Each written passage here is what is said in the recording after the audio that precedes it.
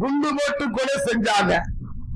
பச்சை பச்சை குழந்தைகள், மதரசாவில் ஓதக்கூடிய மாணவ மாணவிகள், ஸ்கூல்ல படிக்கக்கூடிய சின்னஞ்சிறு குழந்தைகள் கொத்து கொத்தாக கொலை செய்யப்பட்டாங்க.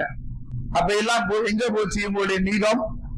வயதான முதியவர்கள் பள்ளிவாசல்ல தொழுகும் பொழுது, மருத்துவமனையில அனுமதித்து நோயாளிகளாக இருக்கும் பொழுது கொத்து கொத்தாக கொலை செய்யப்பட்டாங்களே, எங்க போச்சு இவர்களுடைய நீதம்?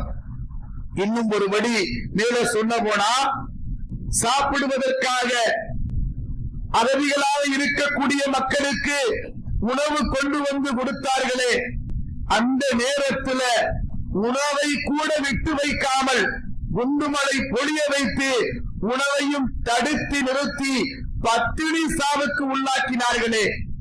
எங்க யாரு கேட்டா? இஸ்லாமிய நாடுகள் முதற்கொண்டு யாராவது கேட்டாங்களா? யாருமே கேட்க தயாரா இல்லையே. இது உலகளாவிய அநீதம்.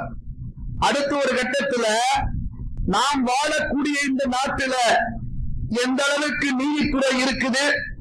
சில வருடங்களுக்கு முன்னால இஸ்லாமியர்கள் இபாதத்து செய்து கொண்டிருந்த பாபரி மசூதி இடிக்கப்பட்டு உலக மக்கள் எல்லாம் பார்க்கக்கூடிய ஒரு தீர்ப்பு வந்துச்சு.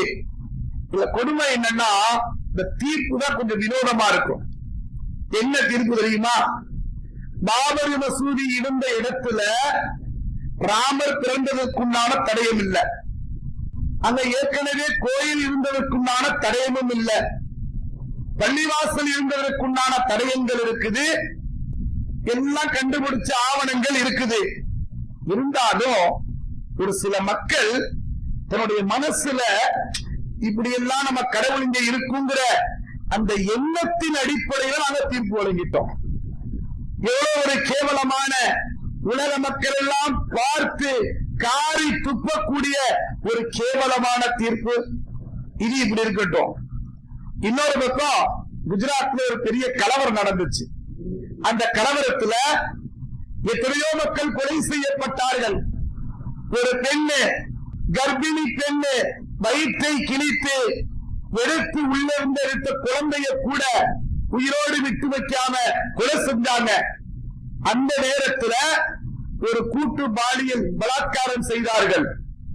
பல்கிஸ் பானுங்கிற பெண்ண 11 பேர் குற்றவாளி என்பதாக அடையாளம் காணப்பட்டு அவர்களை சிறைக்கு அனுப்பினாங்க. அவர்கள் சம்பந்தமான என்ன தீர்ப்பு வந்துச்சு தெரியுமா? ஒரு வினோதமான தீர்ப்பு. இவங்க எல்லாம் ரொம்ப நல்லவங்க.